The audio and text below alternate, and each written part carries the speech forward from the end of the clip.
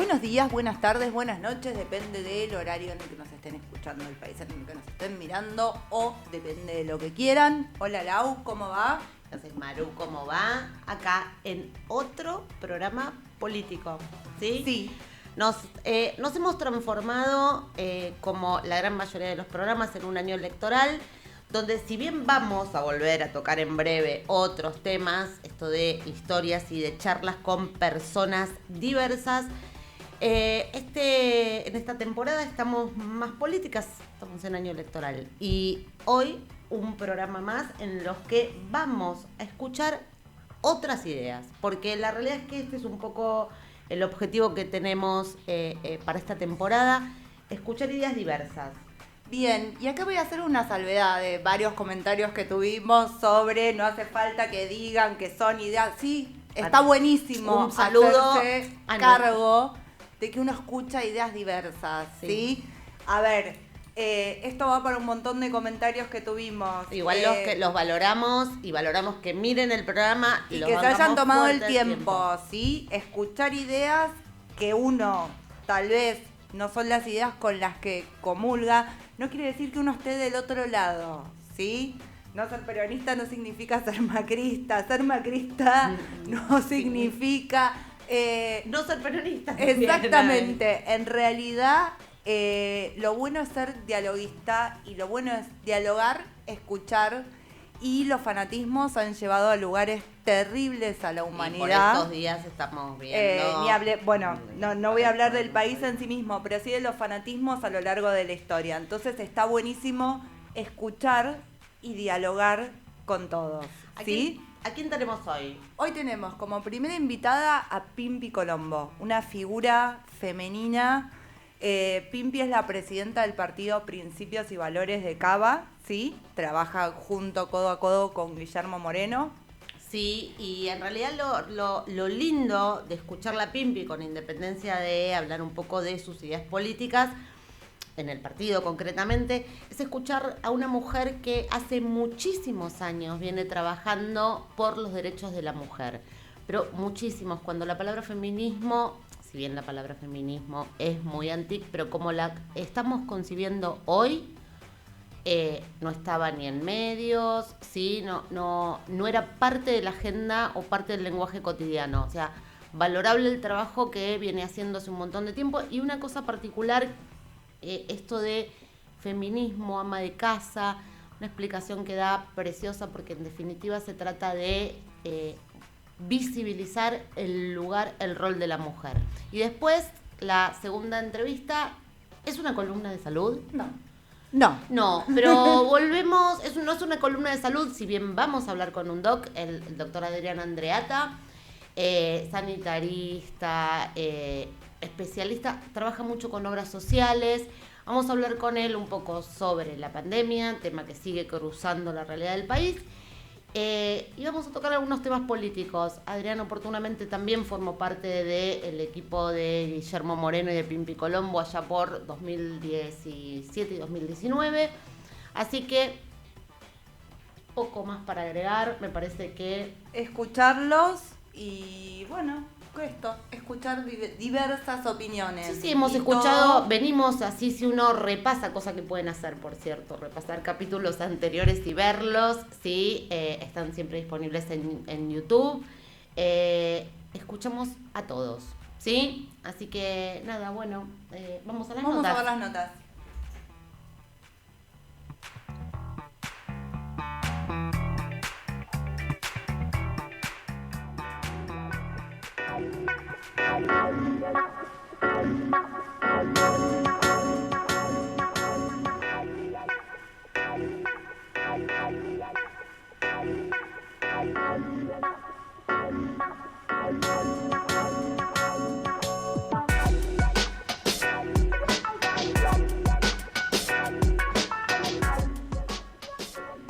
Estamos con la señora Pimpi Colombo, presidenta del partido Principios y Valores de Cava, secretaria general de SACRA, Sindicato por los Derechos de las Amas de Casa, Trabajadoras en su Hogar. Bueno, años de trayectoria política y de militancia, todos la conocemos, pero hoy queríamos hablar un poquito profundidad algunos temas de actualidad. Hola Pimpi, ¿cómo estás? Gracias primero por aceptar la invitación. Una cantidad de cosas para charlar a lo largo de esta entrevista, pero vamos a empezar de lo general si querés a lo particular. Vamos a empezar un poco por tu visión de la actualidad que transita la Argentina hoy. Por donde quieras, economía, salud, por donde quieras. Creo que lo que veo que nos pasa es que estamos en una crisis que por supuesto lleva años. Cuando se fue Macri del gobierno, la situación de la Argentina era desesperante. Creo que muchas personas votaron en Frente de Todos y al presidente Fernández con una expectativa de que iba a haber un cambio, diríamos en matemáticas, de 180 grados, o sea, así, para volver a lo que el peronismo, digamos, lo que es la esencia del peronismo, cuando se dice que para el peronismo hay solo una clase de personas, que son las que trabajan, y sin embargo, ni siquiera antes de la declaración de la pandemia, y mucho menos, por supuesto, tampoco después, hemos podido ver que el gobierno nacional, digamos, acierte a comprender lo que nos pasa y a buscar soluciones de fondo, más allá de las anécdotas que dan lugar a una catralada de memes que ya compite con el presidente Macri, domador de reposera le decían, y bueno,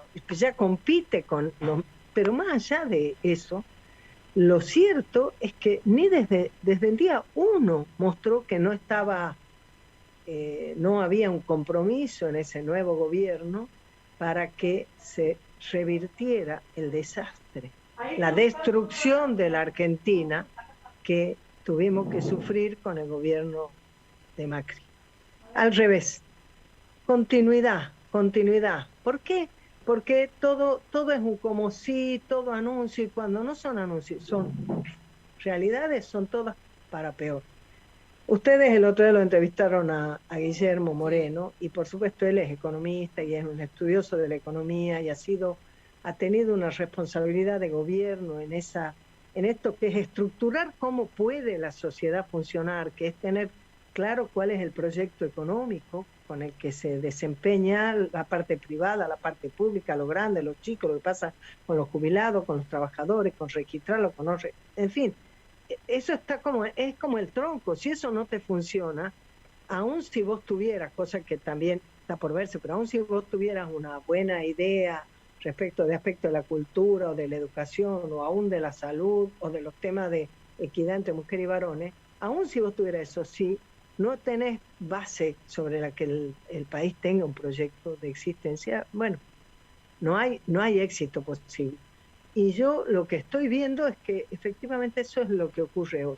¿Sabés qué sensación tengo yo? Como que estamos, como estuvimos con Macri, miremos con Macri, ¿qué teníamos?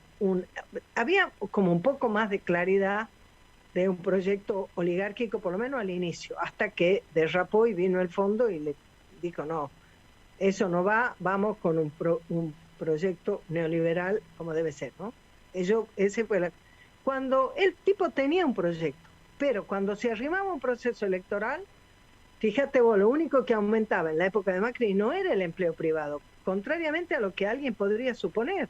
No, es un empresario. No es un empresario, es un hijo de empresario, es un hijo de rico, es un hijo de oligarca por su madre y un hijo de rico por su padre, que no puso para nada, hizo una política que a los empresarios argentinos le hubieran dado la tranquilidad de que sí, hay que invertir, hay que desarrollar, hay que crecer, hay que ver que exportamos, hay que tener un proyecto, que es lo que deberías tener. Bueno, pero cuando se arrimaban las elecciones empezaba a incrementar los programas sociales, los monotributos sociales, y cuando hacían los informes sobre empleo, vos veías que lo único que aumentaba era el monotributo social y los empleados públicos. Lo habrán visto ustedes, ¿no? Bueno, en esa cosa que parecía que pasaba la elección y entonces empezaba a ver si podía poner en marcha lo que estaba en su corazón Bueno, y ahora yo siento como que estamos en lo mismo, que el gobierno lo único que está tratando de hacer ahora, vía vacunas, vía lo que pueda, tratando de llegar a la elección. Y cuando pase la elección, ver si hace alguna cosa como, digamos, algún proyecto de país, sea malo, bueno, más o menos. Lo duro es que algo, nos quedan 2 años, ¿no? En Sí, este igual sentido. de hecho nombraste esto de las vacunas y bueno, y se está escuchando mucho esto de las vacunas previo a las elecciones como una bandera electoral. Como campaña electoral. Justo Cristina ayer planteaba esto de no politizarlas, o sea, sacarlas, si querés, de la arena política, pero el tema está politizado. Y ahora hablando de Cristina, Mirá, a ver... La política en Argentina está entre Guatemala y Guatepeor, entre lo que fracasaron hasta el 2015 y lo que vienen fracasando hoy, y te dicen, te quieren llevar a que votes por miedo. O unos le han puesto mucho condimento de miedo al virus, pero también miedo al otro. Entonces, o si no me votas a mí, viene Macri. Si no me votas a mí, vuelve Cristina. Perdón, ¿todo? Ah, bueno. Perdón, es que me reemplazó. La famosa grieta que se retroalimenta. Claro, ahora... Claro, pero peor que eso. Porque ¿sabes qué? Cuando en otros momentos que la Argentina ha estado fracturada en su... Vos decías, ¿votabas peronismo o votabas radicalismo? Pero el radicalismo era un proyecto, el peronismo es otro proyecto. En cambio, el votar contra el otro no es un proyecto, es lo negativo. Bueno, nosotros estamos armando un partido porque creemos que el pueblo argentino, nuestra patria, merece la esperanza de tener un proyecto, de no elegir por lo menos lo que a vos te parezca menos peor, porque a nosotros no nos parece menos peor ninguno. No apostaríamos jamás a volver a votar este desastre, porque nosotros lo acompañamos, estábamos en el Partido Justicialista, el Partido Justicialista nos cerró la posibilidad de ser una opción que se pudiera debatir, nos cerró esa posibilidad, bueno, por disciplina partidaria apoyamos, pero tampoco no nos vamos a suicidar en la política, tenemos mucho tiempo de militancia y tenemos una responsabilidad de defender las cosas en las que creemos y luchar por ellas. Y con Macri ni qué decir, imagínate, Macri ni a la esquina, obviamente, ni Rodríguez, no, ni con ninguno de ellos. O sea, ese mundo, obviamente que, pero ¿y esta cosa de cipaya, de agarrar todos los discursos externos, hablar de generalidades, estar mirando a ver si queda bien y después cuando no queda bien pedir disculpas. ¿Visto? Antes Juan Domingo Perdón era, ahorita como dice Capusotto, Juan Domingo Perdón era Macri. Ahora tenemos otro Juan Domingo Perdón, el presidente, de lo que habla y de lo que hace. Pimpi, cómo ves el rol de Cristina en esto? Entendiendo que claramente las elecciones, sí, en este sentido, los votos eran de Cristina.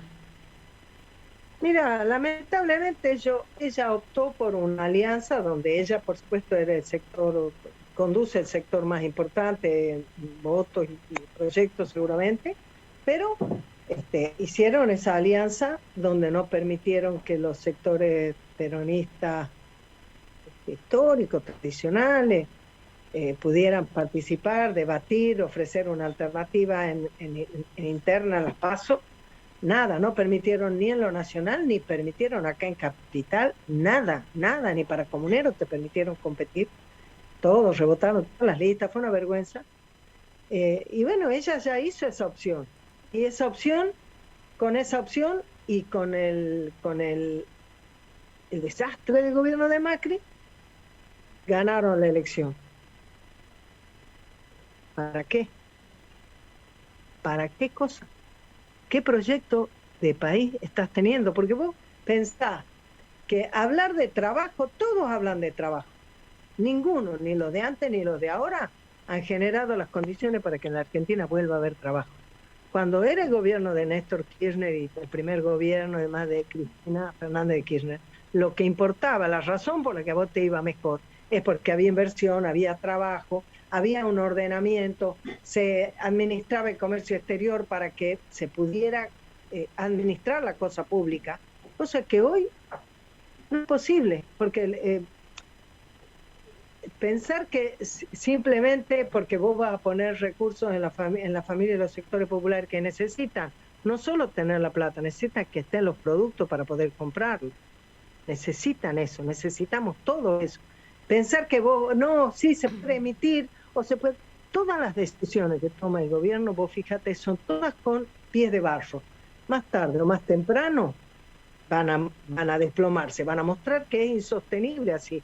Y el hecho de que aumenten los precios como aumenta, que falte la mercadería como falta, que haya problemas de importación como tenés, te está mostrando que la política del gobierno es tratar de llegar a la elección. Y la perversa política del macrismo es tratar de que a la gente le vaya mal, apostar a que haya más muerte, que no lleguen las vacunas. Bueno, la verdad es que nosotros no vamos a permitir que nos ofrezcan a los argentinos esas únicas dos opciones.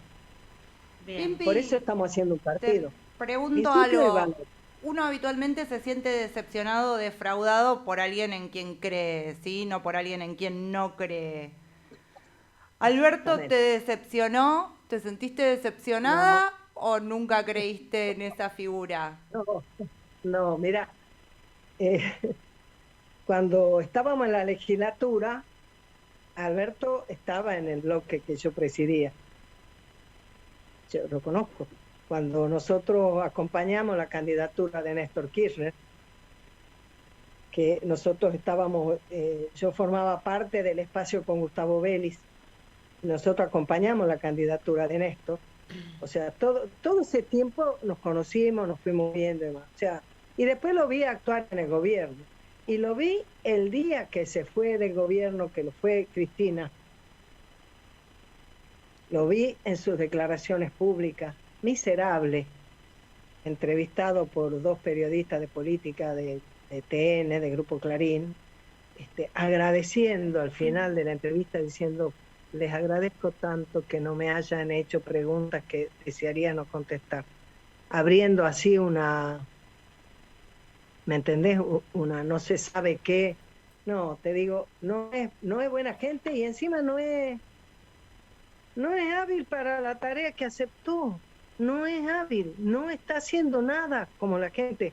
Y eso que, yo observo que tiene una gran condescendencia por parte de los medios de comunicación, ¿no? Que todo el tiempo dicen que los problemas, lo que hace mal el gobierno es por culpa de la vicepresidenta. ¿Y Cristina te decepcionó? Escúchame, si vos no podés... ¿Cómo? ¿Cristina te decepcionó? Mira... ella fue tomando un camino, a mí me gustó mucho ser funcionaria con Néstor y también con ella. Yo fui presidenta del Consejo de la Niñez y tuve la satisfacción cuando nosotros llegamos, había 1000 y pico de compañeras trabajando en el Consejo de Niñez que no tenían ninguna relación laboral con el Estado. ¿Has visto que los gremios hablan mucho de la precariedad y dice el Estado tiene trabajadores en negro y bla, bla, bla, bla? Todo el tiempo está ese tema. Bueno, los gremios muchas veces les llaman trabajo en negro o trabajo precario si vos tenés un contrato de locación de servicio. Bueno, en el Consejo de Niñez había 1000, yo no me acuerdo si eran como 1400 personas que no tenían ni siquiera un contrato de locación de servicio, que todos los meses se los designaba como si fueran becarios, se firmaba para pagarle como si fuera un subsidio, pero era un desastre. Y yo estuve 9 meses en ese lugar. Le planteamos a Alicia Kirchner que cómo se podía defender los derechos de los niños si había tal destrato de los trabajadores. ¿Cómo vos le podías pedir al trabajador que se brinde, que se piense en una posición de construir desde el Estado si él mismo estaba haciendo?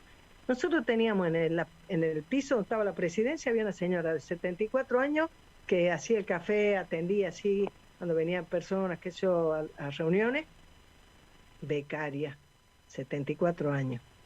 Una señora que seguramente, yo después no la vi, pero se habrá jubilado con la moratoria de Néstor Kirchner. Después de eso fui al Consejo de Mujeres, tuve 4 años y medio, tuve que ordenar un desastre que había dejado la Carmen Estorani, que fue presidenta de ese consejo en la época del gobierno de la Rúa, porque el consejo tenía un presupuesto ínfimo, pero tenía otorgado un préstamo del BID por un monto que era extraordinario para lo que manejaba. Mira, algo así como que el presupuesto del consejo era de 1,5 millones de pesos y el préstamo del BID era de 5 millones de dólares, para que te hagas una idea. Por supuesto que no haga la relación dólar-peso de hoy ni nada, pero, pero se entiende el concepto. No se podía hacer nada. Me tomó desde febrero del 2004 hasta el Día del Inocente del 2005, 28 de diciembre, que el BID finalmente, cómo los habré perseguido, cómo hemos ordenado eso, cómo nos hemos roto el alma, me comunicaron que, bueno, que había atravesado la cordillera del Programa Federal de la Mujer y pudimos tener ese recurso para capacitar policías provinciales, para trabajar con la área mujer de provincia, para generar acciones con los temas de violencia, para promover, hacer una campaña para promover la moratoria previsional para que las mujeres se jubilaran, porque no fue casualidad que con la moratoria previsional... Vamos a pararnos un segundo acá, porque vos tenés una historia de defensa de los derechos de la mujer muchísimo anterior a que se hable tanto como se habla hoy, ¿sí?, del feminismo y de la defensa de los derechos de la mujer. ¿Cómo sentís hoy, frente a esta imagen que tienen los movimientos feministas, cómo te sentís identificada? ¿Sentís que se ha cambiado este concepto por el que vos venís luchando hace años? Bueno, ahora te contesto, pero te quiero terminar esta idea. Nosotros hicimos ahí, yo estuve hasta el 2008, donde la presidenta cuando terminé de ordenar eso, la presidenta me mandó a trabajar con Guillermo, ahí lo conocí a Moreno, a trabajar como subsecretario de Defensa y Consumo. Pero lo que te quería decir es que hicimos una campaña, porque no fue casualidad que el 82% o más de las personas jubiladas por moratorio fueran mujeres. Por eso se dice que es la jubilación de ama de casa. No porque fuera realmente, de hecho seguimos luchando para que haya una ley de jubilación de ama de casa. Y vos me preguntás sobre el feminismo de ahora y sobre lo que se habla. Yo veo como una cosa interesante que se haya empezado a hacer visible algo que ya Evita señalaba, que es el valor del trabajo de las mujeres en cada hogar. Aunque este feminismo que vos decís habla del cuidado, habla de que las mujeres hacemos, ahora dicen que también lo hacen la comunidad LGTB y demás. Nosotros decimos, ama de casa hay en todas las casas, y eso convierte cada casa en un hogar, y somos trabajadoras, y esa lucha nuestra es una lucha que desde hace 38 años nos ha hecho discutir, tanto con feministas como con hipermachistas. Los machistas porque dicen que es un trabajo que nos corresponde hacer naturalmente porque somos mujeres y que no hay por qué pagarlo. Y las feministas porque piensan que si se paga el trabajo del ama de casa, las mujeres no vamos a quedar en la casa. Mira, si tenemos plata no vamos a quedar en la casa. Hay que no entender la vida para suponer que vos vas a estar peor si tenés un ingreso que si estás como hoy, teniendo que ver cómo te la rebuscas. Por supuesto que las últimas décadas han ido cambiando nuestra relación con el trabajo remunerado. Cuando nosotras empezamos en el año 83, todavía era una época donde había bastante cosa de tener que negociar con tu pareja para trabajar fuera de la casa, la discusión sobre... O sea, en los 80 es como que había una discusión sobre que trabajar fuera de tu casa era un derecho. En los 90 hubo la cosa de que trabajar fuera de tu casa era una obligación, porque para muchas familias, si no, no te alcanzaba, ¿verdad? Uh-huh. Y en adelante se fue como matizando esa cosa entre el trabajo fuera del hogar, el trabajo remunerado y demás. Pero aún hoy, el gobierno ha creado un Ministerio de la Mujer. Cuesta en Perú que ese mundo del feminismo más moderno y demás, por ejemplo, pronuncie la frase ama de casa. Ama de casa. En el Ministerio de la Mujer promueven que se haga una especie de relevamiento, ¿cómo sería? Un padrón, un registro de personas que cuidan. Cuando yo vi eso, yo dije, bueno, anotá todos los hogares argentinos. En cada hogar hay alguien que cuida y después agregarle lo otro. ¿o no? ¿O estoy equivocada? No, por No, eso, entonces- como que en los los términos del feminismo actual, ama de casa queda en un mal lugar puesto. En la misma desvalorización histórica. Entonces digo, si el feminismo no, se distancia de lo que nos pasa a las mujeres, si, si hay más preocupación por incluir en la ley de violencia de género la violencia política, que atañe a un grupo que podríamos considerar que somos una minoría, que somos militantes políticas y dedicadas, que podemos ser objeto de violencia política. Y pasa 3 veces que se pierde estado parlamentario el tratamiento del registro de deudores alimentarios morosos, cuando cualquiera puede darse cuenta, saber con poco que camine la vida, que ese tema de atender alimentos, sobre todo en relación a los hijos, que es legal, que corresponde, que nadie lo discute. Sin embargo, son las mamás las que están recorriendo los juzgados, muchas veces encontrando poquísimo entusiasmo en ayudarla, pocos mecanismos para hacerlo. Justo ayer tuve la oportunidad de compartir con el patrocinio gratuito de la UBA una clase sobre este tema, porque nosotros, yo fui autora del proyecto de ley, y hubo otros proyectos también, sobre el registro de deudores alimentarios, que fue el primero que se aprobó en Argentina en el año 99, en la ciudad de Buenos Aires, cuando estaba como legisladora. Después se aprobó en otras provincias. Pero ustedes pueden creer que 3 veces se aprobó en el Senado y cae en diputado porque no lo tratan. Y ningún ejecutivo le ha dado la importancia de mandar y hacer que se apruebe. Y vos decís, pero cualquiera que mire un poco sabe. Pregunten ustedes, miren en su familia, en su vecindario, en sus amigos, en su lugar de trabajo, van a encontrar compañeras que están en esa batalla. Sin duda. Que están Ahora, discutiendo. sin duda, ¿qué eso... pasa? Y ahora traes esto y nos parecía que estaba bueno compartir con vos porque también sabemos la postura que tenés frente a esto. Pareciera ser que la bandera del feminismo hoy está representada básicamente por el tema de la defensa, el tema de la ley del aborto, ¿sí? De hecho, por estos días y por este fin de semana surgió todo este tema de la reacción conservadora, este tema de denuncias, ¿sí? Más que denuncias, de poner sobre, si querés, darle visibilidad a periodistas, políticos que de alguna manera durante todo este tiempo han defendido la vida. Te quisimos, te buscamos, ¿no? Te buscamos, no pudimos encontrarte. Si estabas en el tema de... ¿Qué pasó? ¿Nos escuchás? Sí, yo te escucho.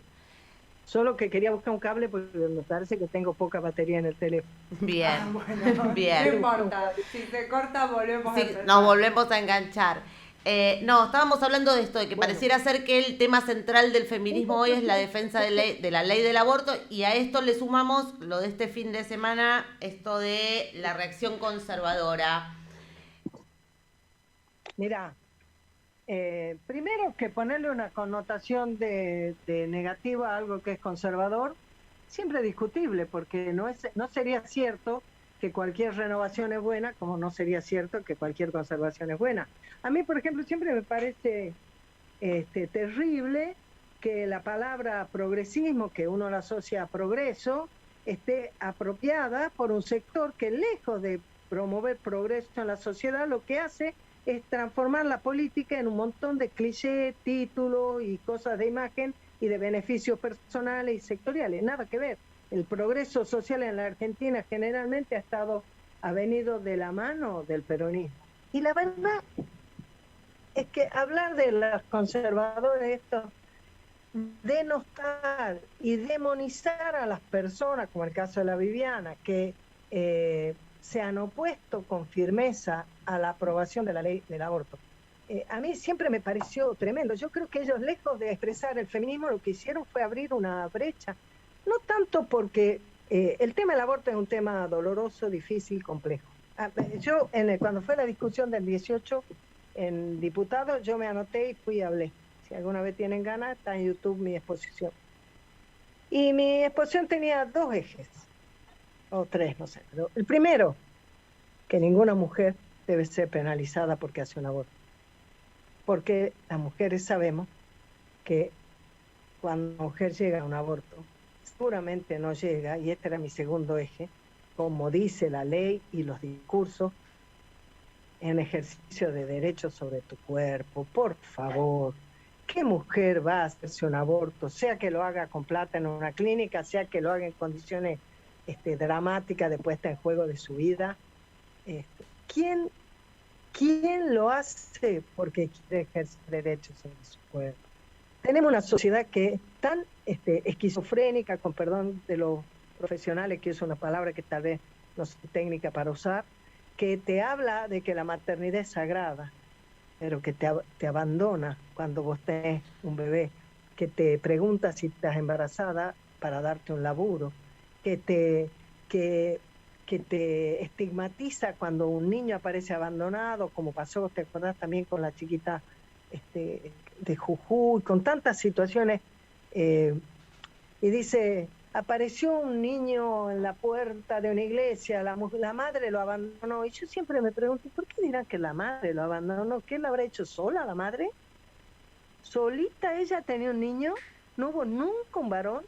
Esto que hablamos de los deudores alimentarios, hablamos de los padres que cobran el salario familiar por hijo, ni siquiera esa plata la ponen para cuidar a sus hijos. Entonces vos tenés una sociedad que tiene un doble discurso respecto de la maternidad y después quiere que vos te las arregles. Bueno, hay mujeres que no, o hay momentos en que eso no se puede hacer. Yo digo, una mujer no debe ser penalizada. Ahora, considera que el aborto es un derecho y que es un derecho sobre nuestro cuerpo. Yo no estoy de acuerdo. Les digo que nuestro sindicato no tomó posición sobre eso, porque en nuestro sindicato había posiciones diferentes. Creo que en general compartimos el concepto. Y yo he discutido y he hablado mucho con compañeras y con personas que han sido muy militantes contra la ley del aborto, y todas te dicen que no es que ellos piensan que una mujer tenga que ir presa o la tengan que perseguir o maltratar, o como yo me acuerdo haber visto que una mujer llega a un hospital con un aborto en curso y entonces la atienden y no la anestesian para sancionarla. Eso es horrible. A una persona que mata a alguien en la calle y va baleado en un hospital, lo van a atender y le van a poner anestesia. Entonces hay un juicio tremendo sobre la mujer que aborta. Ahora, ¿por qué no analizamos? Mirá, el Papa Juan Pablo II, nosotros tuvimos el privilegio de verlo en el año 95, él nos recibió a una delegación pequeña de nuestro sindicato, y el Papa Juan Pablo II dice que cuando una mujer aborta es porque un hombre o un conjunto de la sociedad la ha dejado sola. Te quiero decir, hasta él tiene esa comprensión. Pero el tratamiento tan liberal e individualista que se le ha dado al debate acá ha hecho esta ley que yo no comparto. Yo creo que ha instalado además una división y ¿cómo te puedo decir? Y ha pervertido el sentido de discutir los derechos de las mujeres, ¿entendés? Por ejemplo, yo observaba que en la ley de los 1000 días, no sé cómo ponerme, bueno, con esto de los cables y las cargas que te hacen. No pasa nada, vamos bien. ¿Has visto la ley de los 1000 días que mandó el presidente como una especie de compensación conceptual, como diciendo, no, yo no estoy promoviendo el aborto, ¿no? Y mandó la ley de los 1000 días, 3 años, que no está mal. Ahora, cuando yo me puse a leerla, yo dije, qué raro que en todos los fundamentos y las leyes a las que refiere, leyes vigentes, el presidente no menciona una ley que nosotros promovimos primero en Capital cuando yo era legisladora. Es una ley para el bien nacer, para que una mujer pueda estar acompañada, tiene una cantidad de cosas para que se les respeten sus convicciones, para que se les escuche. No sé si ustedes tienen hijos. Sí. O tienen hermanas que los tengan. Sí, tenemos hijos. Tenemos. Lo que te quiero decir es que, por ejemplo, cuando cuando en el año 2000 discutimos en la legislatura una ley de salud reproductiva, yo di mucha pelea, yo voté una ley distinta de la que se aprobó originalmente, pero después Olivera, que era jefe de gobierno, para promulgarla, exigió que la legislatura hiciera cambios. Los cambios que él exigió que se hicieran eran las cosas por las que yo había batallado. Decir que yo no soy... nunca capitalicé eso como un éxito político, pero en la intimidad de mi corazón estoy contenta, porque en cada lugar donde estuve pude ayudar a que pongamos en el tapete algo que es de fondo. La ley de salud reproductiva de la Ciudad de Buenos Aires es mejor que muchas leyes anteriores que se llamaban de procreación responsable y que todas eran de anticoncepción. Y de hecho, cuando nosotros discutíamos en la legislatura, había compañeras cuando yo decía, che, pero pongamos el parto, pongamos los cuidados de embarazo, por ejemplo, que es un motivo de mortalidad materna importantísimo, la falta de control en los embarazos, ¿entendés? Ahora, eso no está en el discurso, no está en la agenda pública, no está en la agenda del feminismo. El otro día la Juliana Marino, que era diputada por el PJ en esa época, éramos compañeras y colegas en la legislatura, el otro día ella me decía, mira Pimpi, lo bien que has hecho de señalar esto, porque yo estoy haciendo unos talleres en barrios, me dice, y la mayor parte de las mujeres no saben que hay una ley que les permite tener tal y cual derecho. Entonces, hay como una mirada de un cierto feminismo que en mi modesta opinión es bastante liberal e individualista, que pone todo el énfasis en la anticoncepción. ¿Por qué? Porque forman parte también de una mirada donde consideran que lo que hace que a nosotras nos discriminen es que somos madres. ¿Y sabe qué decimos nosotros? Lo que hace que nos discriminen es que se desvaloriza la maternidad, por más que se discurse de la manera que sea. Si a vos, mira vos, el presidente cuando presenta la ley del aborto dice, ahora para muchas mujeres no van a tener que optar entre tener un hijo o no van a perder una oportunidad laboral. ¿A vos te parece? ¿Vos te parece que un presidente pueda decir que para que vos tengas oportunidades laborales tenés que tener legalizado el derecho a abortar? ¿Qué valores se defienden ahí?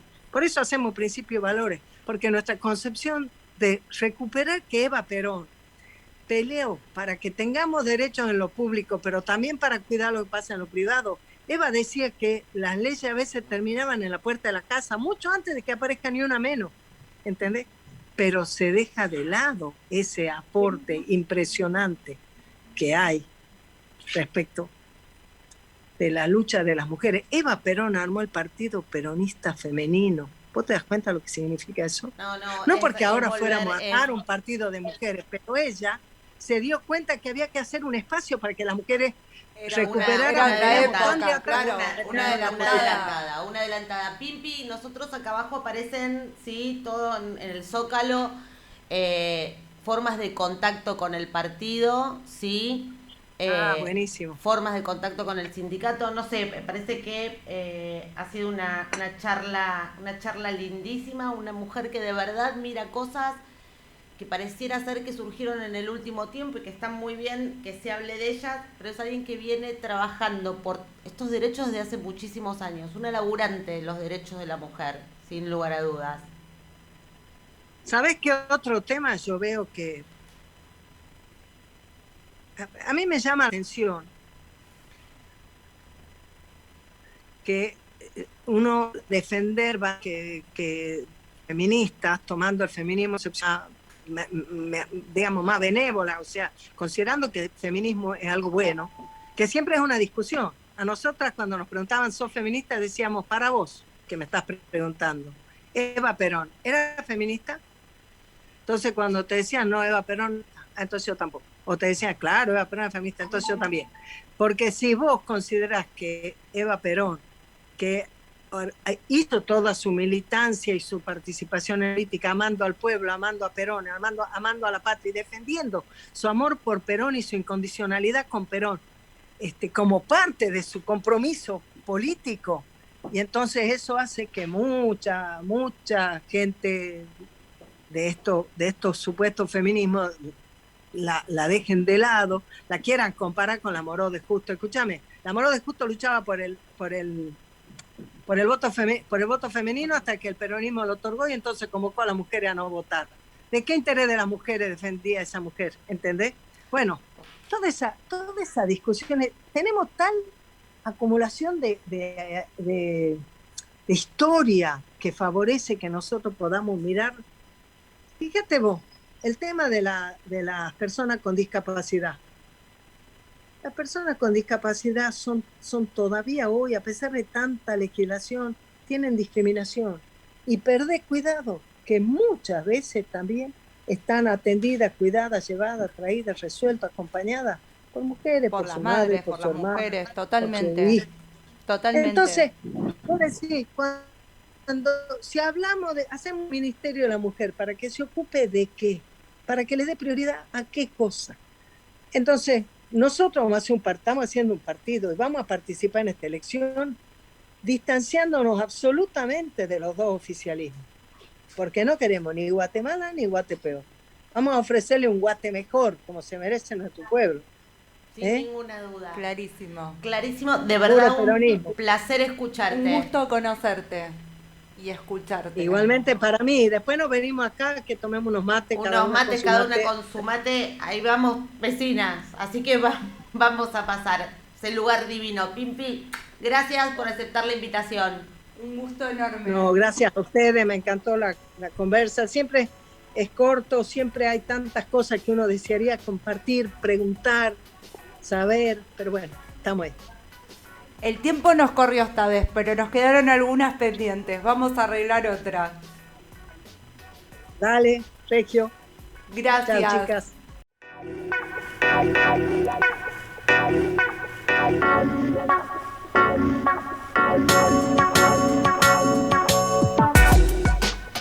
Bueno, y acá estamos con nuestro invitado, estamos con el doctor Adrián Andreatta. Adrián, médico pediatra, diplomado en salud pública, sanitarista, máster en planificación estratégica, fue subsecretario de salud, interventor del PAMI, es miembro del Consejo de Administración en el Garrahan, gerente de prestaciones de diferentes obras sociales, un tema que hoy vamos a charlar, al ministro de Obras Sociales, y tuvo una participación en política, tiene presencia en política.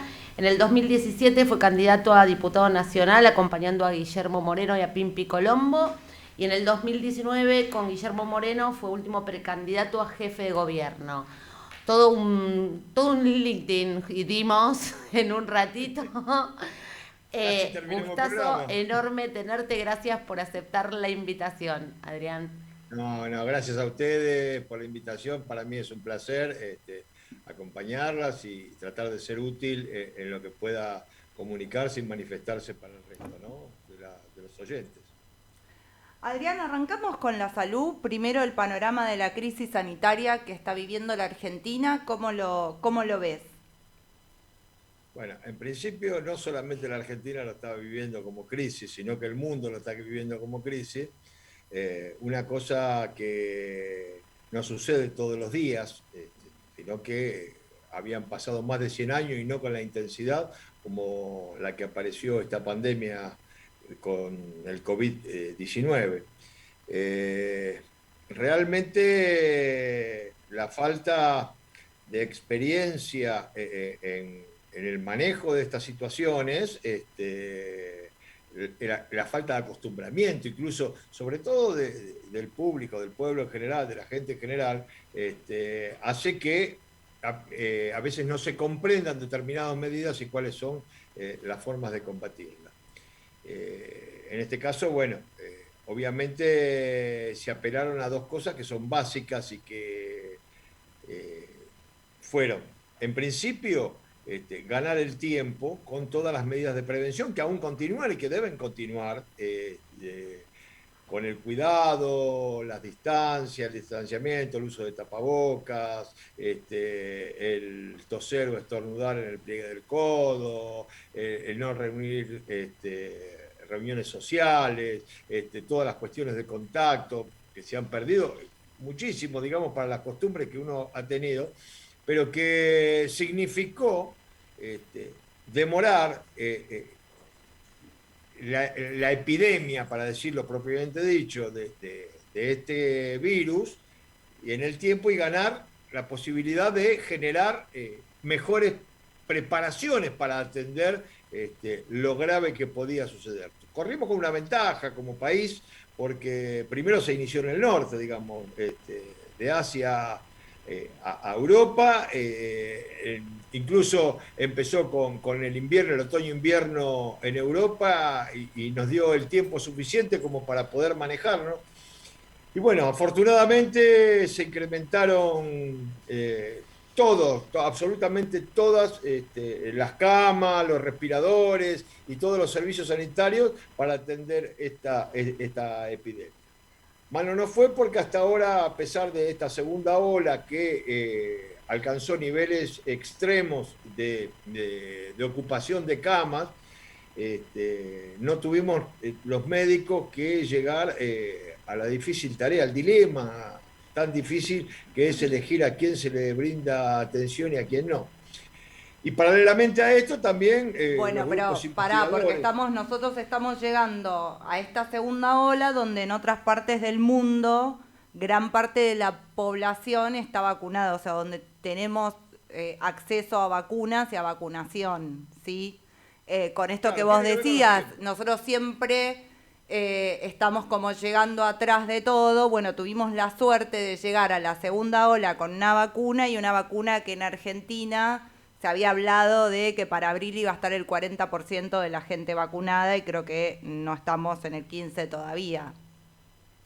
No, a ver, eso me gusta aclararlo, pero lo vamos a ver. En principio,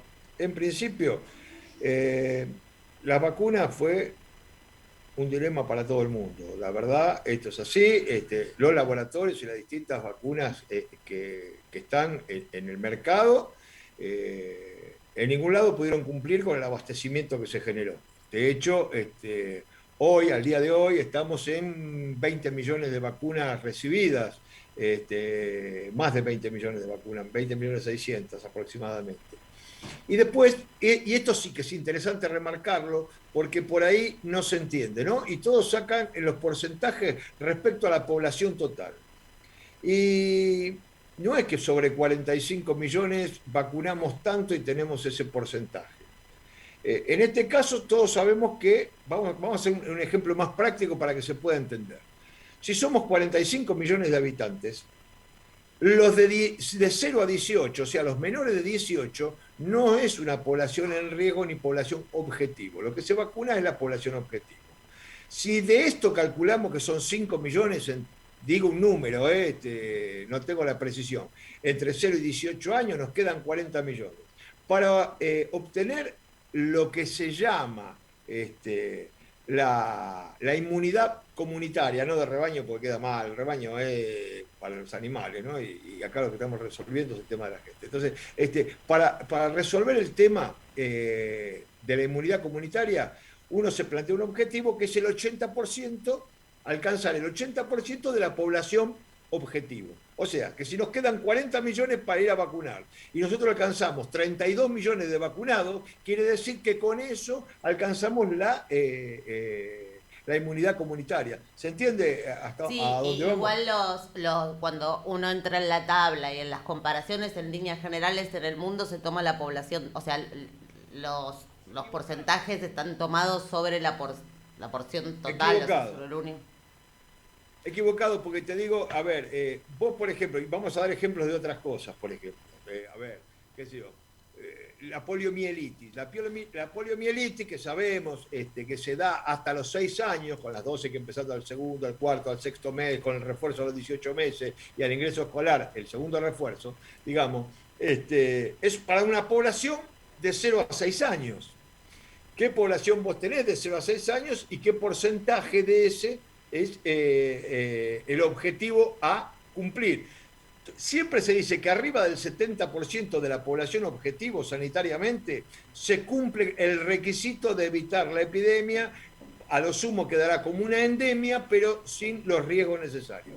por eso decimos que es erróneo calcularlo sobre poblaciones totales, porque no todas las poblaciones totales se generan. Ahora bien, en el avance científico respecto a las vacunas, se va observando si las mismas no tienen tipo de reacciones para distintas edades.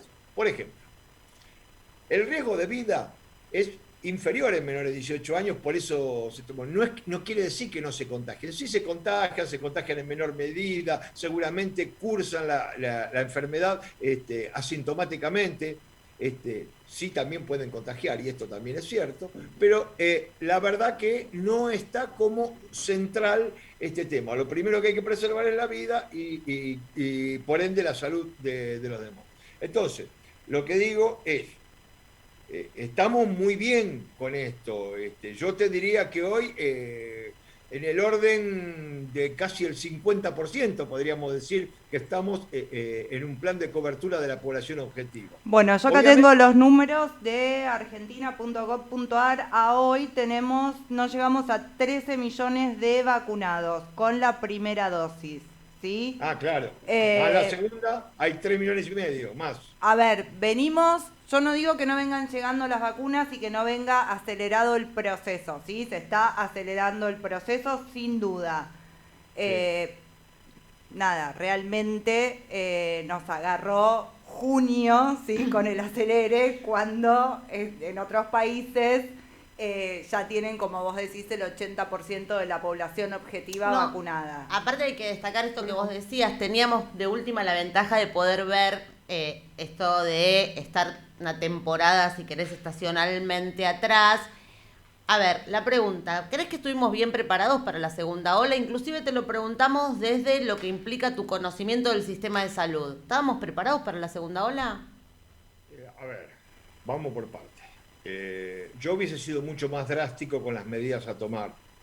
Y también es cierto, y es una realidad, que está el negacionismo, por un lado, y otros que prefirieron elegir temas más electorales que sanitarios, como hizo el jefe de gobierno, con la presencialidad escolar, cuando posiblemente tomando una parte de la presencialidad escolar no sea un lugar de contagio si se toman las medidas adecuadas de prevención, pero sí el incremento del transporte público y la movilidad de padres, alumnos y demás, esto sí genera un hecho mayor de transmisibilidad, de circulación del virus. A esto me refiero. Entonces, digo, son varios factores. El gobierno, en principio, nosotros, a ver, los sanitaristas, como el doctor Jorge Rachid, o los que trabajamos en la Asociación de Salud Pública de la Argentina,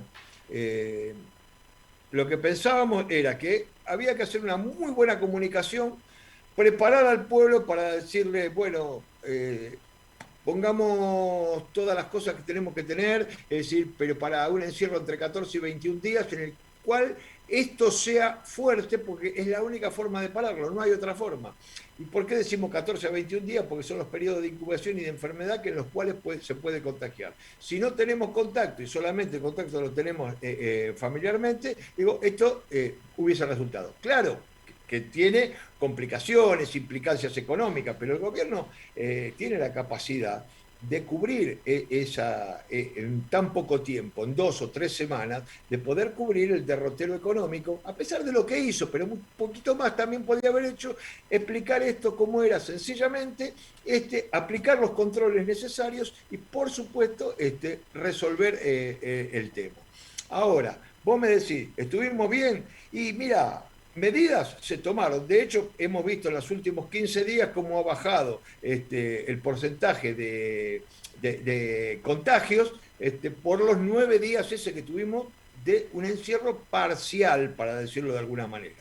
Esto, yo sé que molesta, que duele, que es difícil de entender, pero la verdad que es lo que tenemos. Y es lo que se va avanzando. Fíjate vos con las vacunas. Por ejemplo, las vacunas. Hoy estamos hablando del tema de va mutando en varias cepas. Por ejemplo, la cepa mutante de la India, la llamada Delta, que hoy es 5 veces más contagiosa que la que conocemos nosotros. 5 veces. ¿Eh? ¿Esto qué significa? Que yo tengo COVID y puedo contagiar a una persona y media o 2. Y con esta puedo contagiar a 5 personas al mismo tiempo. Como esto se multiplica sistemáticamente, es decir, en uno tendría con una contagio a 2, con 2 contagio a 4, con 4 contagio a 8, con 8 contagio a 16. Pero con el otro tendríamos que con uno contagio a 5, con 5 a 25, con 25 a 75. ¿Se entiende más o menos lo que va? Sí, sí. Entonces, ¿qué digo? Una sola vacuna, la AstraZeneca, es la que demostró efectividad, por ejemplo, en la variante Delta. Digo, ya es un avance. Hasta ayer no se sabía y se pensaba que todo está, pero ya sabemos que en los estudios científicos que se vienen realizando, también es sensible el virus con la variante o con la cepa Delta a poder resolverse. Digo, a ver, todo se va resolviendo en el tiempo. Antes eran 2 dosis, ahora aparecieron vacunas con 1 dosis. Digo, esto va a ir, no se sabe qué tiempo dura la cobertura, digamos, de anticuerpos. Está claro que la comunidad científica tiene como mucho, están trabajando sobre la marcha, pero a ver, sistema de salud, ¿cómo estamos? Vos estás ahí, ¿cómo estamos en términos de ocupación? No, en términos de ocupación, a ver, te digo, esta última semana nos dio un alivio, porque estaremos cerca del 80% de ocupación en terapia intensiva, de cama de terapia intensiva. Pero estuvimos al borde del colapso porque realmente teníamos completas las camas en las terapias intensivas y también teníamos en el shock room de las guardias gente ahí.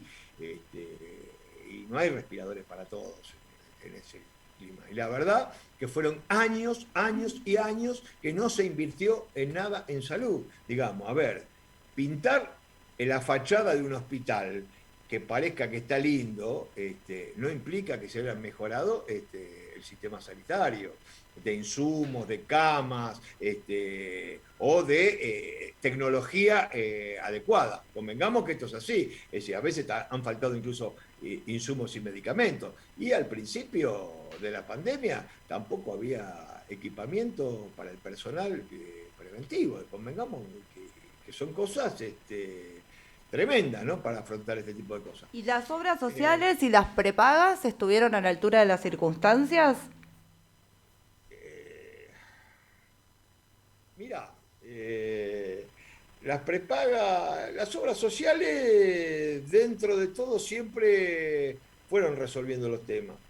Aquellos que tienen servicios propios, llámese que yo, por ejemplo, la obra social de la UOM, de los metalúrgicos, o la de la ciudad, el Sanatorio Méndez, digo, esas llegaron al colapso, llegaron al final.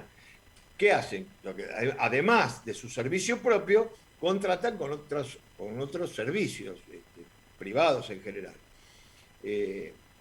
Una cosa es los servicios privados que se contratan de clínicas mucho más pequeñas y otra es los grandes servicios. Y yo te digo, la prepaga de ODE o de Swiss Medical, ODE porque generalmente contrata servicios de excelencia y no tanto. Y, por ejemplo, Swiss Medical tiene 2 clínicas, tiene la clínica de Swiss Medical que está ahí en Pueyrredón y Santa Fe, como los Arcos ahí en Córdoba y Paraguay, perdón, Juan B. Justo y Paraguay. Estaban colapsados, con lo cual fíjate vos que muchos empezaron a derivar a sus contactos o sus contratos que tenían en la provincia de Buenos Aires, en el Gran Buenos Aires. De hecho, acá en San Martín, en 3 de febrero, en la zona norte del Gran Buenos Aires, Vicente López y San Isidro, ha sido derivado, por lo menos en mi conocimiento, un montón de pacientes de la capital por la falta de camas que había en la ciudad de Buenos Aires, ¿no? Bien. Así que, Justo pero ahora, Sí. No conozco ni tengo conocimiento de que en ningún lugar se haya llegado al dilema de elegir el paciente que entra y el que no tiene respirador, No. digamos. Eso lo puedo asegurar. Ahora, justo nosotros siempre aclaramos que el programa lo estamos grabando. Maru recién dio porcentajes que probablemente a lo mejor de acá al viernes cambien. Y te queríamos preguntar en esto de parte de tus funciones. Ayer particularmente la vicepresidenta en una aparición que tuvo en La Plata junto al gobernador, habló de un tema que está sobrevolando como desde principio de años, sí, que habla de, a ver, la frase concreta fue con esto de hoy no está integrado acaso a las patadas porque lo impuso la realidad, integrando todos los sistemas de salud, y cuando habla de todos los sistemas de salud habla de la integración entre los subsistemas públicos, obras sociales y privados, ¿sí? Y justo estamos hoy en un momento donde se están presentando las justicias, las prepagas, para reclamar por la suba, ¿sí? O sea, por que se permita el ajuste de las cuotas. ¿Qué opinión te merece esto? Es cierto que los insumos médicos aumentaron en gran manera, por supuesto por los especuladores de siempre, ¿no? Tenemos hasta medicamentos que han aumentado por encima del 1000%, e insumos que se han aprovechado, y algunos vivillos que están en el medio y aprovechan las circunstancias, ¿no? Como comprar barbijo a 300 pesos, a 30.000 pesos cada uno, era lo de la reta que compró la ciudad, no me acuerdo muy bien qué precio, una cosa exorbitante que no tenía nada que ver con nada. Pero bueno, digo, esto va por un lado. Ahora, bienvenido sea que la actual vicepresidenta y expresidenta de la Nación haya tomado el tema del sistema integrado de salud, porque es una propuesta que hemos generado desde el año 2017. Junto con Guillermo Moreno, le pueden preguntar a él. Yo en salud lo que propondría era volver a reflotar lo que fue el Sistema Nacional Integrado de Salud, que tenía que ver con la interrelación en los tres subsectores, tanto el público como el privado, como el de la seguridad social, y que teníamos una herramienta de financiamiento que era la Superintendencia de Servicios de Salud, a los cuales se concurría y se generaba un fondo de redistribución solidaria, y que a partir de ahí, perdón que me estaban llamando por teléfono,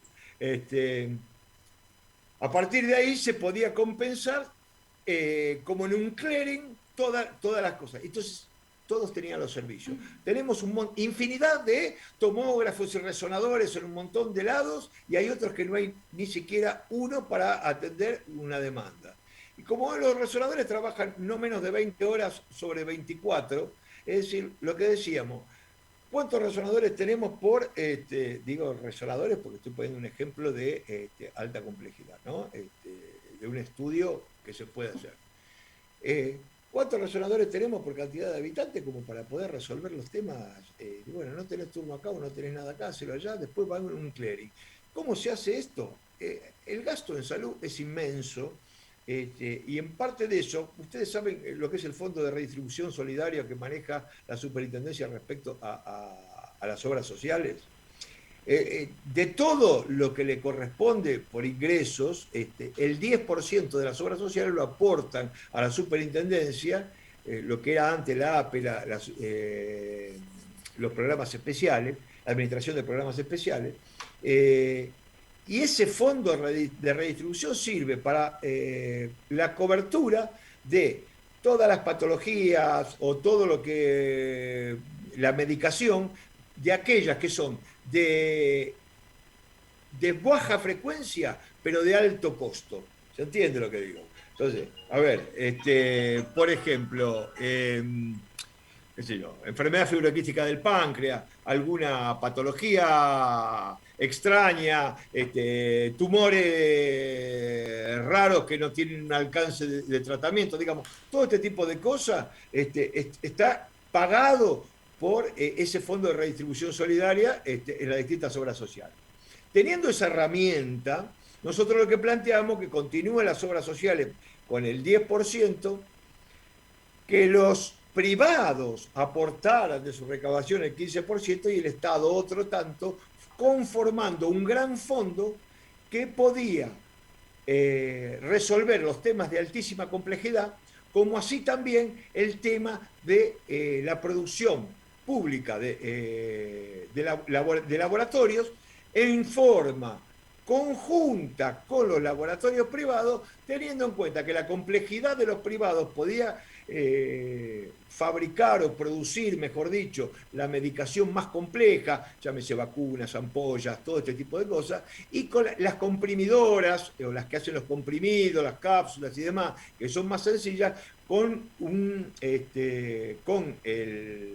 la producción pública de medicamentos en los laboratorios públicos.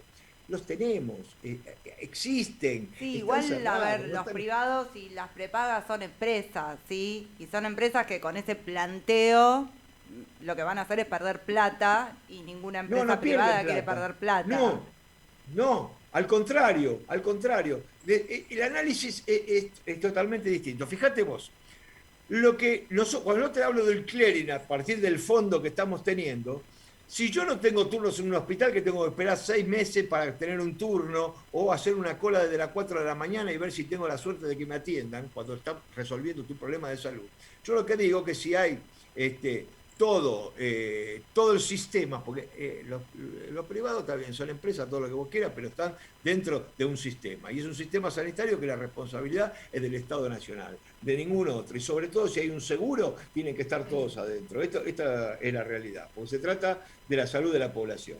Entonces, lo que yo te digo, si alguien necesita una atención, qué sé yo, digo, en el Hospital Alemán, en el Otamendi, en Los Arcos o donde fuera, y se atiende porque no tiene ningún tipo de cobertura, es el Estado el que lo paga a través de un programa. Entonces, se establece cuánto es el costo de una consulta, de una práctica o de lo que fuera, de un diagnóstico, y en función de eso se va pagando y se genera un clearing. Con lo cual, ¿qué le estamos garantizando a la prepaga que tiene su servicio propio?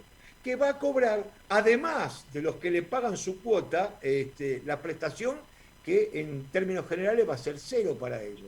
¿Se entiende lo que estoy diciendo? No, se entiende perfecto, o sea, como proyecto está buenísimo, como llevado a la práctica es complejo porque sabemos cuáles son las dificultades cuando el Estado paga. Digo, vos administraste clínicas, o sea, sabemos cuáles son esas dificultades y sabemos también que las prepagas, o sea, está bien lo que vos dijiste, pero son un negocio, ¿sí? Sí, entonces, no me cabe duda. todo eso hace que esté buenísimo como idea, pero que no sé cuán viable puede llegar a ser.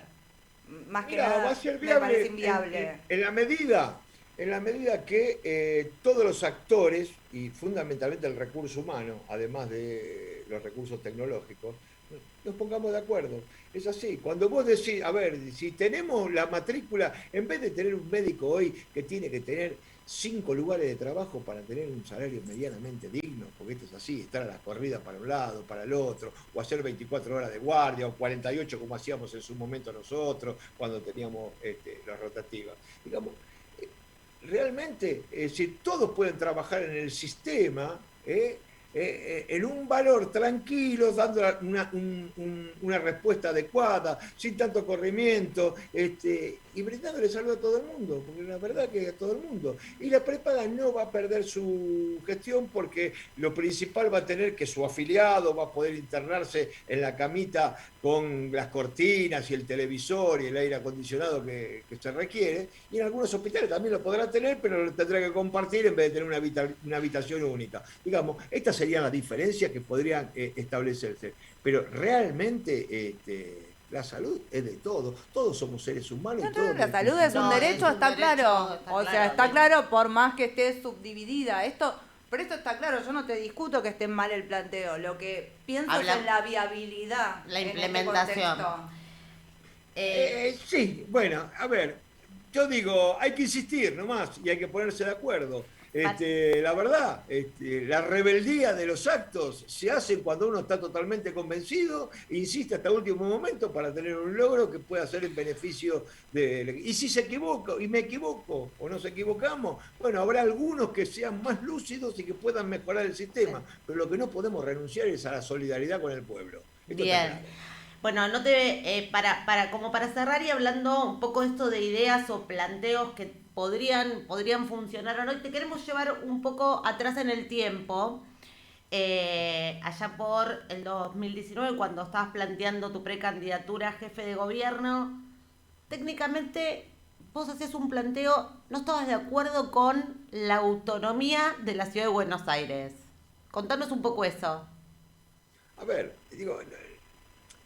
Recién se habló de esto de la gente de ciudad que va a atenderse a PBA. Eso es una vergüenza, eso es vergonzoso porque, como dijo alguien una vez, dice, bueno, si vos querés cobrarme los pacientes de provincia que vienen directamente a atenderse a los hospitales de la ciudad, empecemos a hablar de los ingresos brutos que genera lo de la provincia que vienen a gastar en la ciudad, digamos, es más o menos lo mismo.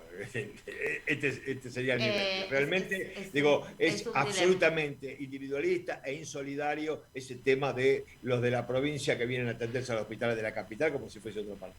Pero en este reconocimiento debo decir que la capital federal, como así la sigo denominando y como es la capital federal de todos los argentinos y no de los porteños, de los barrios porteños, es territorio cedido por la provincia de Buenos Aires para que precisamente sea eso. Era el territorio del presidente de la nación, que es la figura máxima del Ejecutivo, para que haga... para que tenga su espacio, su lugar, porque era capital federal de todos los argentinos, tanto de Tierra del Fuego como de Jujuy, como de Mendoza, como de Entre Ríos, como de todas las provincias. Entonces, si la capital federal, que solidariamente la provincia de Buenos Aires cede para que sea la capital de la Argentina, ¿por qué debe ser de otra manera que si el presidente en su hábitat quiere embellecer la ciudad, quiere transformar una planificación, quiere darle un brillo necesario porque es la puerta de entrada al mundo, digamos, ¿por qué tiene que ser autónomo y tiene que haber un señor que se le ocurra hacer lo que quiera? Igual convengamos que hoy, entendiendo cuáles son las políticas, que después podemos debatir con Guillermo y decir el jardinero cuando hablamos de la reta, o sea, todo lo que es Metrobús, mejoras, todo lo que tiene que ver con inundaciones, todo lo que tiene que ver con la urbanización de villas. ¿Vos crees que esto de ser así hoy sería una realidad en Cava? Absolutamente. A ver, yo planteaba, teníamos un problema, nosotros decíamos que en los próximos 4 años teníamos que generar al menos 50.000 viviendas para ir paliando el déficit que estamos teniendo de las 165.000 personas que viven en condiciones non santa a 10 cuadras de la Recoleta y que no tienen una vivienda digna, cuando lo está pidiendo la Constitución Nacional, no la está pidiendo Mahoma que viene de otro lado. A ver, estamos pidiendo que tengas una vivienda digna. Entonces, si vos querés eso, ¿cómo podés tener a 10 cuadras, es decir, te hiciste un edificio bárbaro porque no te gustaba estar más enfrente de Plaza de Mayo, te fuiste a Barraca, hiciste todo confort de primera, pero la vivienda siguen estando, las villas siguen existiendo. Por más que le digan mucho en la urbanización de la 31, la zona de San Lorenzo, la zona de Huracán. Pero por Bajo Flores, Lugano, Soldati, toda la zona. Hay un montón de lugares. Hay un montón de lugares, pero bueno, polémico, sincero, honesto, sí, a la hora de transmitir su pensamiento. Nos queda mucho para hablar, lo que no nos queda es tiempo. Antes de cerrar, @reinventadosok, Facebook, Instagram, Twitter. Para ver el programa, blenvivo.com, en el horario central, lo pueden ver por streaming TV, En YouTube pueden ver este programa, los anteriores, todos los que quieran. Facebook, plataformas de podcast, donde quieran. Nos ven. Adrián, un gusto tenerte. Muchísimas gracias por aceptar la invitación. ¿Saben lo que pasa? El peronismo es así, es hacer. Mejor que decir es hacer. Entonces no nos podemos quedar callados ante la injusticia social. Entonces ustedes podemos hacer 17 programas y no nos cansamos nunca de terminar de hablar. Así que yo... Encantado. Ustedes tienen esa onda peroniana. Así Otro que... es el segundo. Guillermo Moreno me lo dijo el otro día. Me van a terminar convenciendo. Otro que me vio la cara. No estás afiliado, te traigo la ficha ya mismo. Otro, es el segundo. No, se la prometí a Guillermo primero. Se la prometí a Guillermo. No, pero Guillermo ahora se está yendo ahora con principios y valores, que son los principios y valores del justicialismo, pero es otro partido. Entonces, él ahí se equivoca, yo se lo dije a él, porque criticaba a Cristina que hizo Unión Ciudadana, pero él ahora hace principios y valores. Hay que pelearla de adentro, te guste o no te guste, te echen o te expulsen o hagan lo que hagan. Yo soy peronista, me voy a morir peronista y voy a seguir siendo peronista. Hincha de ferro, no lo dijimos eso, hincha de ferro también. Hincha de ferro, sí, tesorero del Club de Ferro soy además. Así que imagínate, tenemos para un montón de cosas ahí. Mirá las cosas que estamos haciendo. Por eso hacemos política peronista, Ferro. Vamos a seguir con este programa. La vamos a seguir. Beso enorme, gracias. Gracias, Adrián. Vamos a volver. Besos a ustedes y muchas gracias. Que lo hagan muy bien. Chao.